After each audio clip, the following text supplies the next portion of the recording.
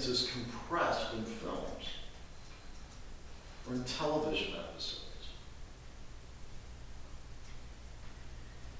And here's why that matters.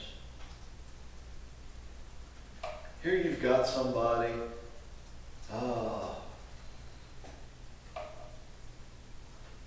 life's hard, life's hard, life's hard, life's hard. God delivered me, praise the Lord. It can seem sometimes to us as we're reading the Psalms, especially Psalms like the Psalms of deliverance and such, as if, well, I mean, yeah, that's true too. I mean, you can almost see people as mentally unstable because everything is so compressed that it's like going through and fast forward. Well, a lot of stuff looks funky and fast forward. You watch yourself, preaching in class, and you're watching it fast forward, and it, looks like you're just, doing the funky chicken all the time, and all these other things. You watch it in real time, it may not seem that bad. So that is, you make a good point, in that, the compressed nature of the experience can almost make people look bad. On the other hand, it can present unreasonable impressions of how quickly things get positively resolved. In the same way that a sitcom has to solve everything in 30 minutes, including commercials, so therefore, about 12 minutes of actual television. Everything's got to get solved fast, and that's unrealistic. Well, sometimes the Psalms present to us similar challenges because our experience doesn't necessarily match the compressed experience of the Psalm. So I think it can be super important to bear that in mind, and super helpful to articulate that for people at a pastoral level.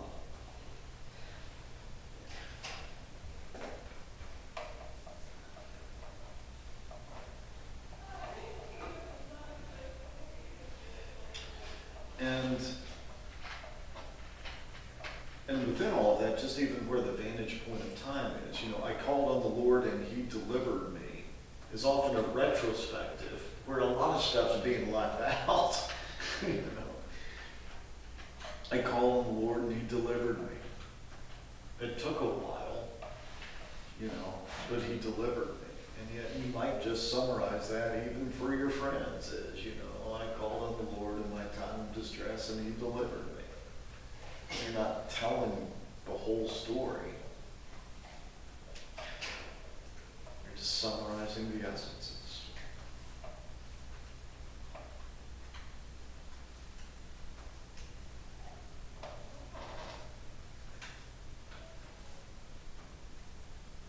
No, there's some stuff at just an interpretive level that might be helpful when you're preaching and teaching from this material.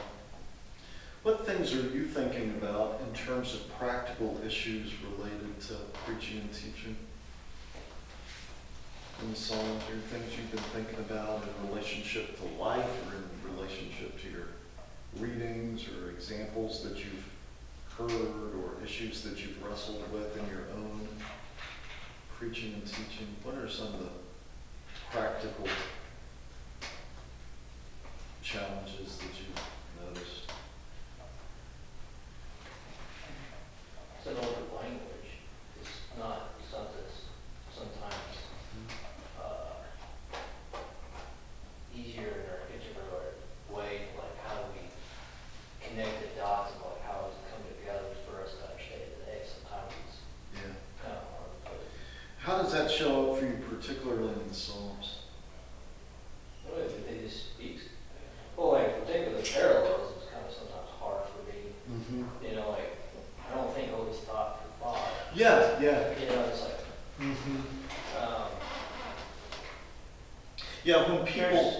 when people hear that it's Hebrew poetry, they're thinking modern poetry, not Hebrew poetry. So that's hard. Yeah. And sometimes when you try to explain parallelism, I mean, it sounds more academic than it is. Yeah, you know, I mean, give this a shot, you know, work with this for a minute. Yeah, those things are all true. Well, and I think that today's day and age, we're not very figurative. Even though we speak so ironically and sarcastic at times, we joke around, there's a lot of it so literal. We take things so literal. And so, like you were saying about the Lord is our shepherd, and I was automatically like, well, Wes, like you're a sheep.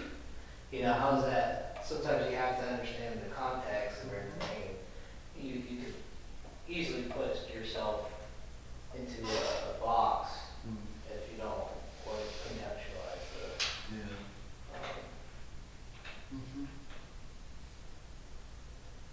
Yeah, I think a couple of things that you're noting in terms of cultural distance, or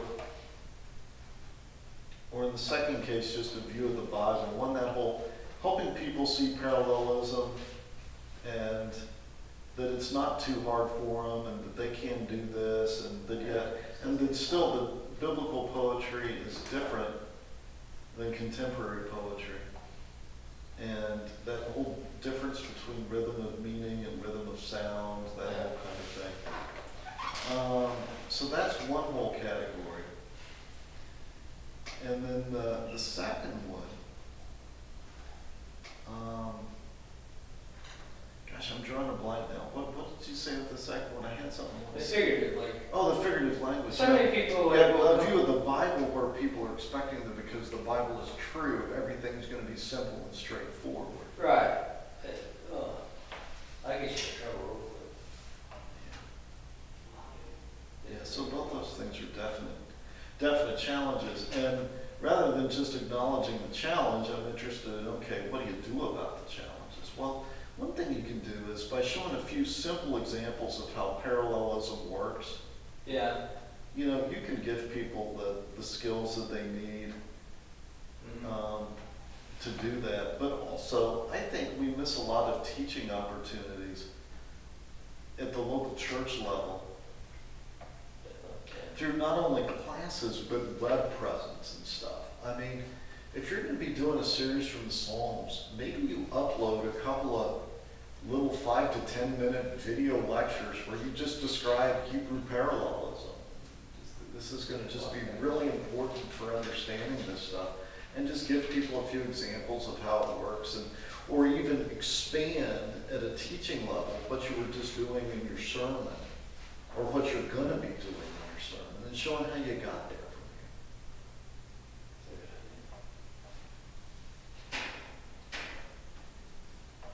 Gavin, you were going to say something a moment ago. What did you have? Yeah, I was going to say like the analogies used in like songs, like the enemy's like the shaft that blows in the wind and stuff like that. And then people today are like, what is that? Chaff that blows in the wind. What you talking about? Yeah, exactly. Unless you're like from a farmer's background, you won't know like what does that even mean. Yeah, it's true.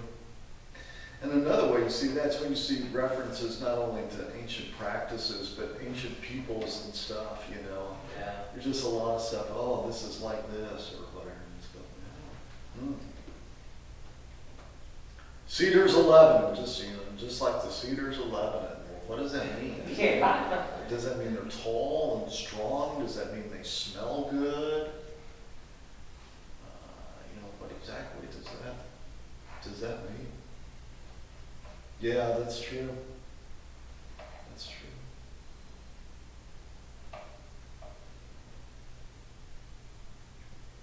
Again, these are things that we can't explain.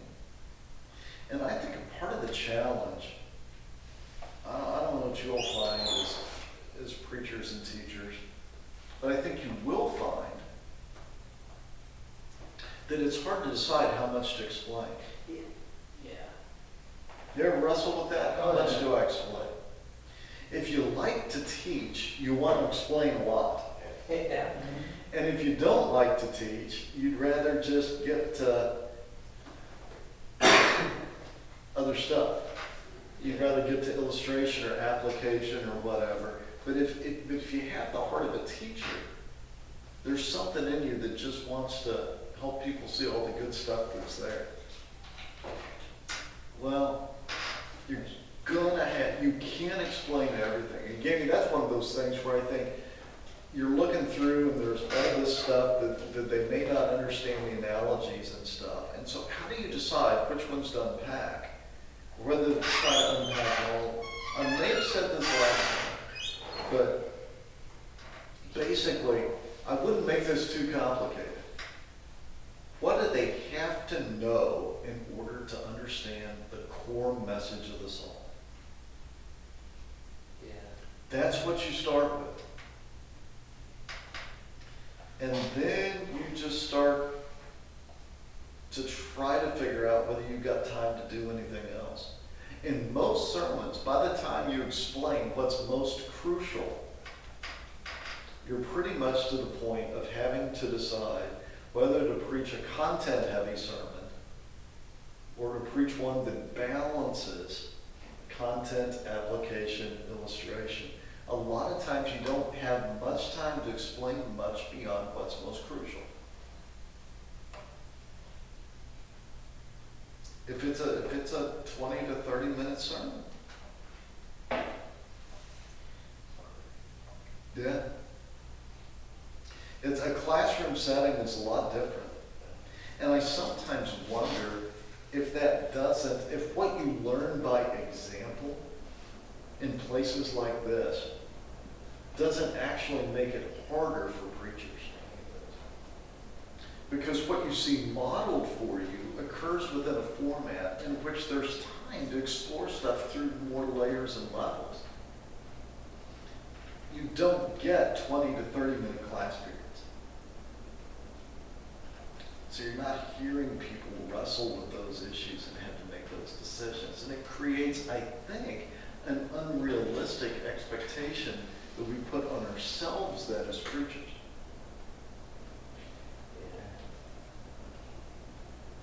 Because the good Dr. Z, knows all this stuff and he can work it all in and boom, boom, boom, boom, boom. And now, it's your turn and you've got 20 to 30 minutes to unpack. And, you'll wrestle with it most on the stuff that you've heard him talk the most about. But the stuff that you know a lot about, it's hard not to preach a content-heavy sermon. And it's because of some of the practical issues that come out with things like what Cammy's raising in this particular instance. I found that to be a real challenge, especially, as I taught a fair amount of Old Testament in my early teaching years and such, and felt like I knew a lot more about what was going on in the text than I had previously. It's hard Yeah. sometimes because I was teaching a Sunday school class that was an hour and 15 minutes, and then turn around the next, 30 minutes later I was preaching, and trying to switch modes and gears, like, okay, I can't go into the depth of it. It's frustrating at times because you're like, man, this is something I really want to get into further. And I found out, like, some people, they just don't really care. And you care, and you're passionate about it, and they're just, Now here's the thing, Nathan, you've got to figure out whether what you are passionate about in the text is really central to the basic meaning of the text. Yeah. And that's where the focus of your sermon becomes incredibly important. We make you work on developing a clear thesis statement, central idea, dominant thought, to articulate that. It's because that central idea has to be a ruthless gatekeeper. And if you're a teacher, that means the gatekeeper is that filtering influence that's determining which information makes it into your sermon.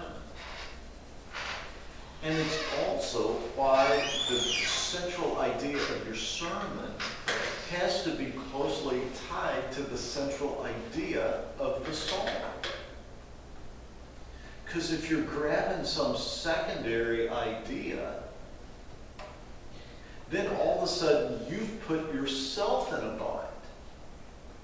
You're building on a secondary idea, and Snell says, teach the content that's most crucial to understanding the psalm. Well, if you grab a secondary idea, you've got a bind.